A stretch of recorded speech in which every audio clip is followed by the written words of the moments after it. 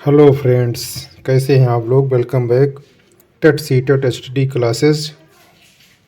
तो मित्रों, आज मैं बहुत ही महत्वपूर्ण प्रश्नों का संकलन लेकर आया हूं। तो चलते हैं आज के पहले प्रश्न पर। मैं रमेश चतुर्वेदी।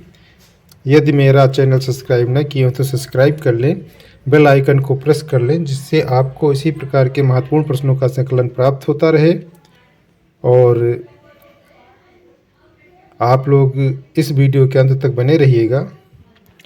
तो चलते हैं आज के पहले प्रश्न पर।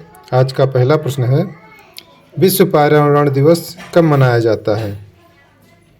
ऑप्शन है 2 दिसंबर, 16 सितंबर, 5 जून या 11 जुलाई। तो इसका ऑप्शन सही होगा नंबर सी, 5 जून। तो इस अन्य तथ्य है, विश्व पर्यावरण दिवस 5 जून को मनाया जाता है। वर्ष 2018 में विश्व पर्यावरण दिवस का केंद्रीय विषय थीम था और प्लास्टिक प्रदूषण को समाप्त करो, बीट प्लास्टिक पोल्यूशन। वर्ष 2018 में विश्व पर्यावरण दिवस का मेजबान देश भारत ने किया था। तो चलते हैं अगले प्रश्न पर। तो एक महत्वपूर्ण सूचना है कि यदि आपको किसी भी बोर्ड या कंपटीशन एग्ज़ाम का ऑनलाइन थ्योरी क्लास लेना हो, या डाउट क्लियर करना हो, या टेस्ट ऑनलाइन देना हो, नोट्स प्राप्त करना हो, या प्रैक्टिस सेट लेना हो, तो आप इस सुविधा को मात्र 399 रुपये प्रतिमाह में आप ये सारी सुविधाएं प्राप्त कर सकते हो। और इस सुविधा को लेने के लिए आपको मेरे व्हाट्सएप नंबर 88 086 89 105 पर कॉल करके या चैट के द्वारा आप ये सुविधा ले सकते हो। और इस सुविधा को आप किसी भी माह में चेंज भी कर सकते हो। तो सूचना समाप्त हुई। चलते हैं अगले प्रश्न पर। अगला प्रश्न है, एम.एस. स्वामीनाथन कौन थे। पत्रकार थे, कृषि वैज्ञानिक थे, पारिस्थितिकी वैज्ञानिक थे, या पक्षी वैज्ञानिक थे। तो इसका ऑप्शन सही होगा नंबर बी, कृषि वैज्ञानिक थे। तो अन्य तथ्य हैं, तो एम.एस. स्वामीनाथन एक कृषि वैज्ञानिक थे। इन्हें भारत में हरित क्रांति का जनक कहा जाता है। इन्होंने 1966 में मैक्सिको के बीजों को पंजाब के घरेलू किस्मों के साथ मिश्रित कर उच्च उत्पादकता वाले गेहूं के संकर बीज विकसित किए। इनको विज्ञान एवं अभियांत्रिकी के क्षेत्र में 1989 में भारत सरकार द्वारा पद्म विभूषण से सम्मानित किया गया है। तो चलते हैं अगले प्रश्न पर। अगला प्रश्न बाल विकास एवं शिक्षण विधि से है। तो प्रश्न है, निम्न में से कौन सा अधिगम के पठार का कारण नहीं है। ऑप्शन है प्रेरणा की सीमा, विद्यालय का सहयोग, शारीरिक सीमा, या ज्ञान की सीमा। तो इसका ऑप्शन सही होगा नंबर बी, विद्यालय का असहयोग। तो निम्न में से विद्यालय का असहयोग पठार का कारण नहीं है। तो अन्य तथ्य है, सीखने की मात्रा तथा समय या प्रयास के परस्पर संबंध को चित्रांकित करने पर जो वक्र रेखा प्राप्त होती है उसे अधिगम वक्र रेखा कहा जाता है। अधिगम वक्रों में कभी कभी देखा जाता है कि अधिगम वक्र का कुछ भाग अत्यंत कम उन्नति को प्रदर्शित करता है। नगण्य उन्नति को प्रदर्शित करने वाले इस प्रकार के भाग अधिगम के पठार कहलाते हैं। अधिगम पठार बनने के कई कारण हो सकते हैं, जैसे अधिगमकर्ता की आवश्यकता, ध्यान, रुचि, उत्साह, वातावरणीय व्यवधान, थकान, मनोशारीरिक सीमा, ज्ञान की सीमा आदि हो सकती है। तो चलते हैं अगले प्रश्न पर। अगला प्रश्न है, अधिगम अनुभव और प्रशिक्षण के परिणाम स्वरूप व्यवहार में परिवर्तन है या कथन किसके द्वारा दिया गया है। ऑप्शन है गेट्स व अन्य, मॉर्गन और गिलीलैंड, स्किनर, या क्रेनबैक। तो इसका ऑप्शन सही होगा नंबर ए गेट्स व अन्य। तो अधिगम अनुभव और प्रशिक्षण के परिणाम स्वरूप व्यवहार में परिवर्तन है, यह कथन गेट्स व अन्य का दिया हुआ है। तो अन्य तथ्य हैं, अधिगम अनुभव और प्रशिक्षण के परिणाम स्वरूप व्यवहार में परिवर्तन है, यह कथन गेट्स व अन्य के अनुसार है। तो चलते हैं अगले प्रश्न पर। अगला प्रश्न है, स्टैनफोर्ड बिने परीक्षण मापन क्या करता है? ऑप्शन है व्यक्तित्व का, पढ़ने की दक्षता का, बुद्धि का, या में से किसी का नहीं। तो इसका ऑप्शन सही होगा नंबर सी, बुद्धि का परीक्षण करता है। तो स्टैनफोर्ड बिने द्वारा जो है बुद्धि का मापन किया जाता है। तो अन्य तथ्य हैं, स्टेफन बिने परीक्षण बुद्धि का मापन करता है। सन 1905 में बिने ने अपने सहयोगी साइमन के साथ मिलकर आधुनिक प्रकार का सबसे पहला सफल बुद्धि परीक्षण तैयार किया था। तो चलते हैं अगले प्रश्न पर। अगला प्रश्न है, अंतर्मुखी व्यक्तित्व एवं बहुमुखी व्यक्तित्व का वर्गीकरण किसने किया था? ऑप्शन है फ्रायड, युग, मन या आलपोर्ट। तो इसका ऑप्शन सही होगा नंबर बी, युग। तो अन्य तथ्य है, युग के अनुसार सामाजिक अंतःक्रिया की दृष्टि से व्यक्तियों के व्यक्तित्व को 3 भागों में बांटा जा सकता है। नंबर 1 है अंतर्मुखी, नंबर 2 है बहिर्मुखी और नंबर 3 है उभयमुखी। तो चलते हैं अगले प्रश्न पर। अगला प्रश्न है, बच्चों के सामाजिक विकास को प्रभावित करने वाले कौन से कारक हैं?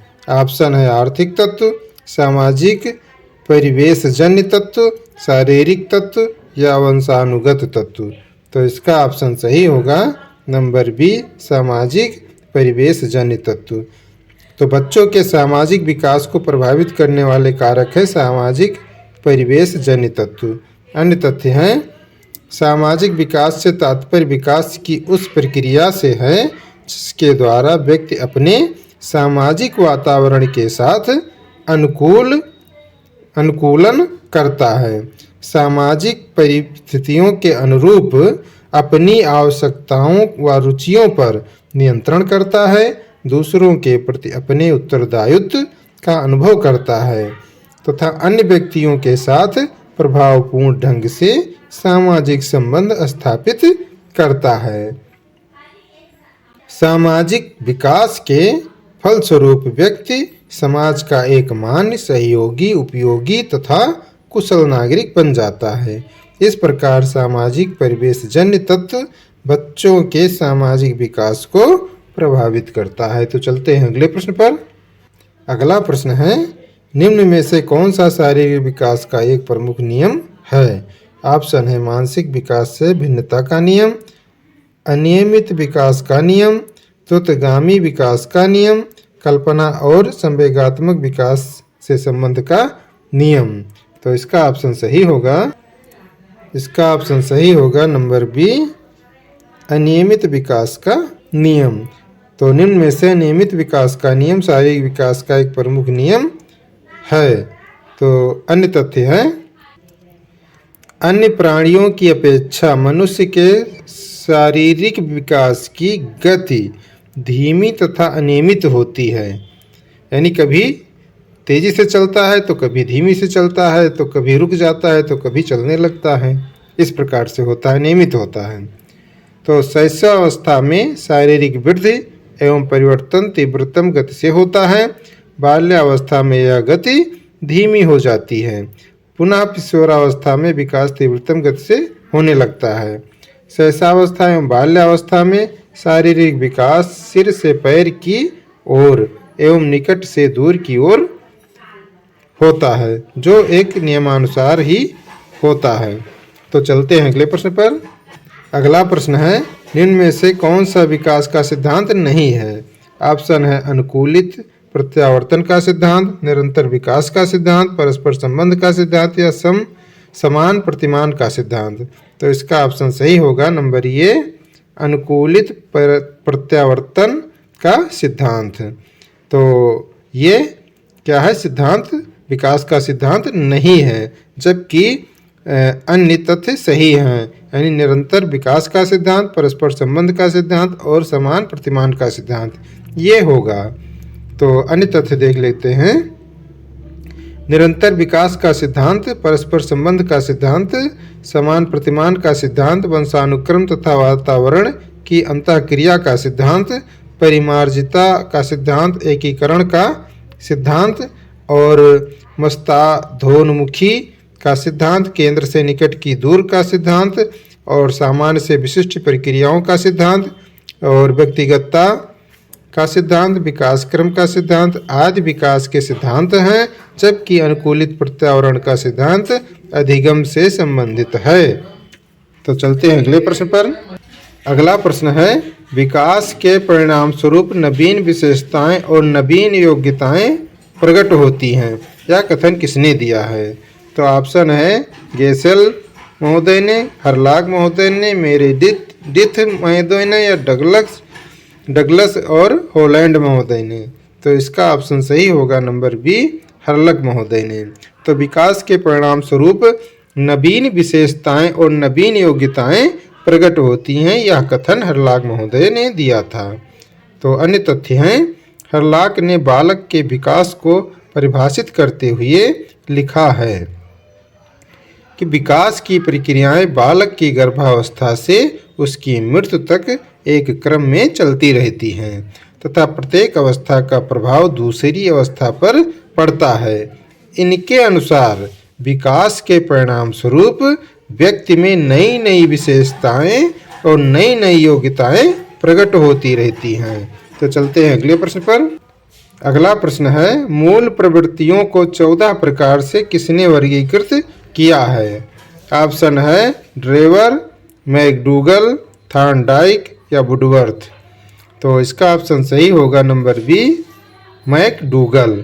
तो मूल प्रवृत्तियों को 14 प्रकार से मैकडूगल ने वर्गीकृत किया है। अन्य तथ्य है, मैकडूगल के अनुसार मूल प्रवृत्ति परंपरा या जन्मजात मनोशारीरिक प्रवृत्ति है जो प्राणी को किसी विशेष वस्तु को देखने, उसके प्रति ध्यान देने, उसे देखकर एक विशेष प्रकार की संवेगात्मक उत्तेजना का अनुभव करने और उससे संबंधित एक विशेष ढंग से कार्य करने या ऐसा करने की प्रबल इच्छा का अनुभव करने के लिए बाध्य करती है। मैकडूगल का मूल प्रवृत्तियों का वर्गीकरण मौलिक और सर्वमान्य है। इन्होंने निश्चित शारीरिक क्रियाओं के आधार पर 14 मूल प्रवृत्तियों की सूची दी है और प्रत्येक मूल प्रवृत्ति से संबंध एक संवेग बताया गया है। तो चलते हैं अगले प्रश्न पर। अगला प्रश्न है, किसी दूसरी वस्तु की अपेक्षा एक वस्तु पर चेतना का केंद्रीकरण अवधान है, यह कथन किसका है? ऑप्शन है डिम्बल का, रास का, मन का या मैकडूगल का। तो इसका ऑप्शन सही होगा नंबर ए, डिम्बल का। तो किसी दूसरी वस्तु की अपेक्षा एक वस्तु पर चेतना का केंद्रीकरण अवधान ये किसका कथन है? ये डिम्बल महोदय का है। तो चलते हैं अगले प्रश्न पर। इससे संबंधित अन्य तथ्य भी है। किसी दूसरी वस्तु की अपेक्षा एक वस्तु पर चेतना का केंद्रीकरण व्यवधान है, ये डिम्बल के अनुसार बताया गया है। तो चलते हैं अगले प्रश्न पर। अगला प्रश्न है, निम्न में से कौन सा सीखने के मुख्य नियमों में शामिल नहीं है? ऑप्शन है तत्परता का नियम, अभ्यास का नियम, बहुअनुक्रिया का नियम या प्रभाव का नियम। तो इसका ऑप्शन सही होगा नंबर सी, बहुअनुक्रिया का नियम। तो निम्न में से सीखने का मुख्य नियमों में शामिल नहीं है बहुअनुक्रिया का नियम, जबकि अन्य तथ्य तत्परता का नियम, अभ्यास का नियम और प्रभाव का नियम शामिल है।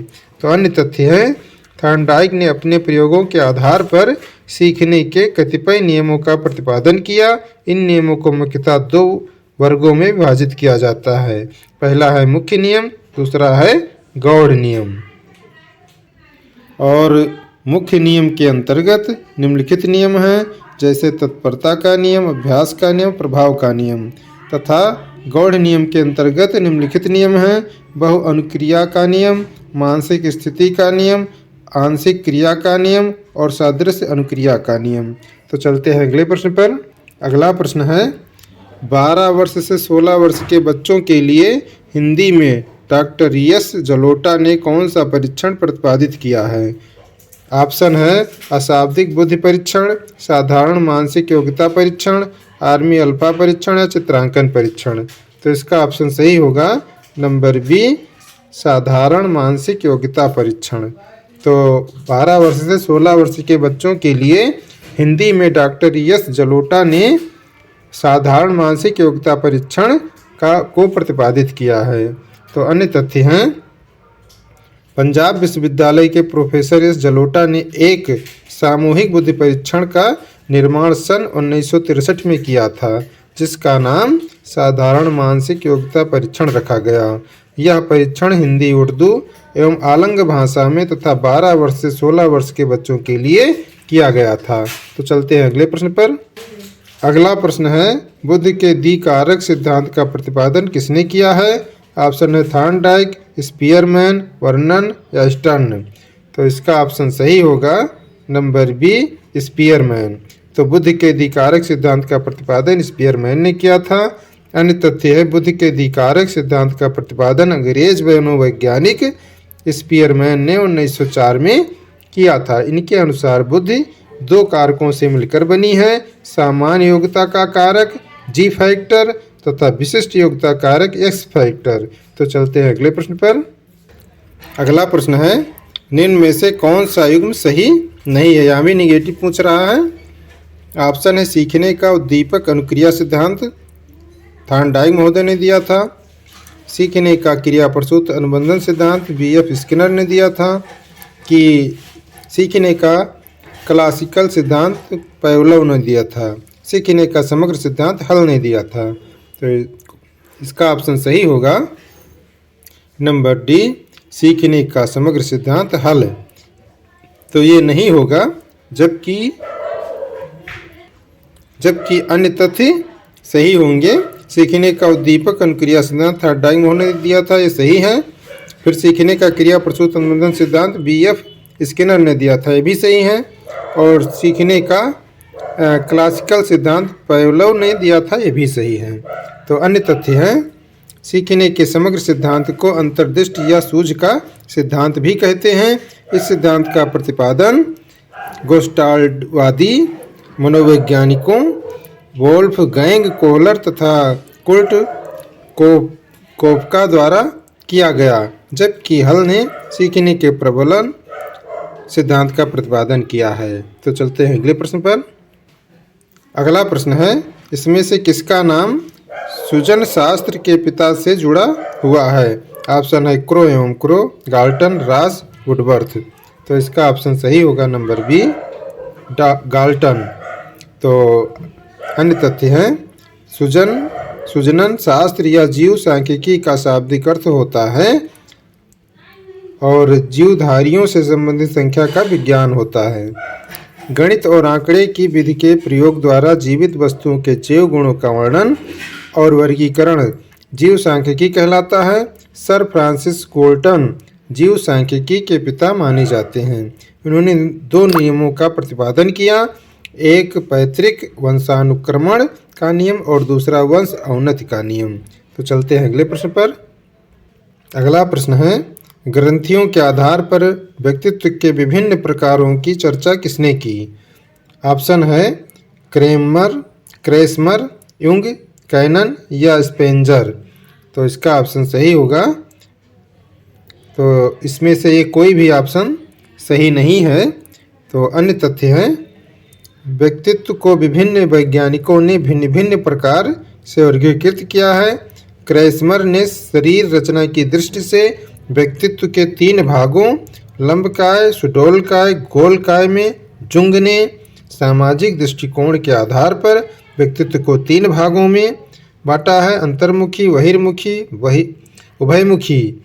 और स्पेंजर ने मूल्यों के आधार पर व्यक्तित्व को 6 भागों में बांटा है, सैद्धांतिक, आर्थिक, धार्मिक, राजनीतिक, सामाजिक और कलात्मक। तो चलते हैं अगले प्रश्न पर। अगला प्रश्न है, सृजनात्मकता मौलिक परिणामों को अभिव्यक्त करने की मानसिक प्रक्रिया क्या है? यह किसका कथन है? मानसिक प्रक्रिया है, यह किसका कथन है? तो ऑप्शन है कोल एवं ब्रूस का, ड्रेवहल का, या डीहान का, या क्रो एवं क्रो का। तो इसका ऑप्शन सही होगा नंबर डी, क्रो एवं क्रो का। तो सृजनात्मकता मौलिक परिणामों को अभिव्यक्त करने की मानसिक प्रक्रिया है, यह कथन क्रो एवं क्रो का है। तो अन्य तथ्य हैं, सृजनात्मकता मौलिक परिणामों को अभिव्यक्त करने की मानसिक प्रक्रिया है, यह कथन क्रो एवं क्रो का है। तो चलते हैं अगले प्रश्न पर। अगला प्रश्न है, विद्रोह की भावना की प्रवृत्ति निम्न में से किस अवस्था से संबंधित है? ऑप्शन है बाल्यावस्था, शैशवावस्था, पूर्व किशोरावस्था, या मध्य किशोरावस्था।